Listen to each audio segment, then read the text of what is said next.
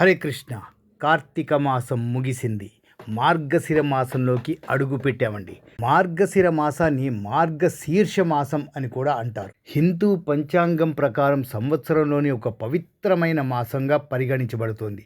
ఇది సాధారణంగా November December మధ్య వస్తుందండి. ఈ మాసం భగవంతుడికి అర్పించే భక్తి, పూజలు, వ్రతాలు ప్రధానమైనవి. భగవద్గీతలో శ్రీకృష్ణ పరమాత్మ స్వయంగా చెప్పాడండి, మాసానాం మార్గశీర్షోహం, అంటే నాకు ఇష్టమైన మాసం మార్గశిరం.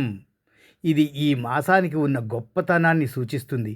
ఈ మాసంలో వ్రతాలు సత్యనారాయణ స్వామి వ్రతం, దత్తాత్రేయ జయంతి, ముక్కోటి ఏకాదశి, గోదాదేవి నోములు, తిరుప్పావై పారాయణం మొదలైనవన్నీ ఘనంగా జరుపుకుంటారండి. ముఖ్యంగా తిరుప్పావై పారాయణం ఈ మాసంలో ప్రతిరోజు చేయడం ద్వారా పరమశాంతిని పొందవచ్చునని విశ్వాసం ఉంది. గోదామాత తిరుప్పావైలో విష్ణువు వైభవాన్ని కీర్తిస్తూ భక్తిని వ్యక్తం చేశారు. భక్తులు ఈ మాసంలో ఉదయం స్నానాలు, దీపారాధనలు, దానం, జపాలు, పారాయణలు చేస్తూ ధర్మాన్ని ఆచరిస్తారు. ఈ మాసంలో భగవంతుని ప్రార్థించడం వల్ల సర్వ పాప విమోచనం, సుఖశాంతి, అలాగే మోక్షప్రాప్తి కలుగుతాయని నమ్మకం ఉందండి. మొత్తానికి మార్గశిర మాసం ఆధ్యాత్మికతకు, భక్తికి ప్రతీక.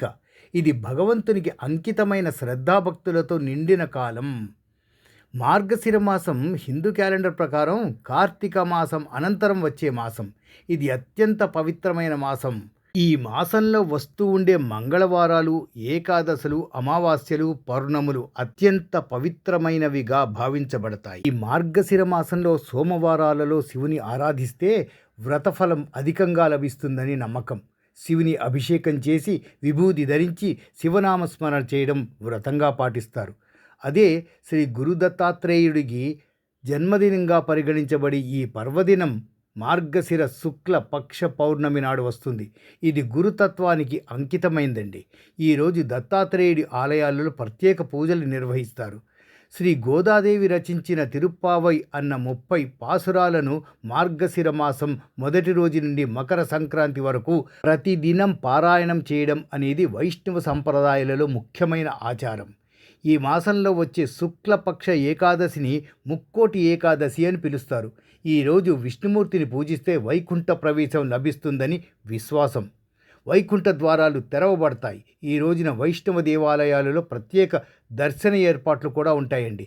మార్గశిర మాసం అనేది ఆధ్యాత్మిక అభివృద్ధికి, చింతనకు, శ్రద్ధాభక్తులకు, పుణ్యకర్మలకు అనుకూలమైన అత్యంత గొప్ప మాసం. సర్వే జనా సుఖినో భవంతు, లోకా సమస్తా సుఖినో భవంతు, శుభం భూయాత్. హరే కృష్ణ.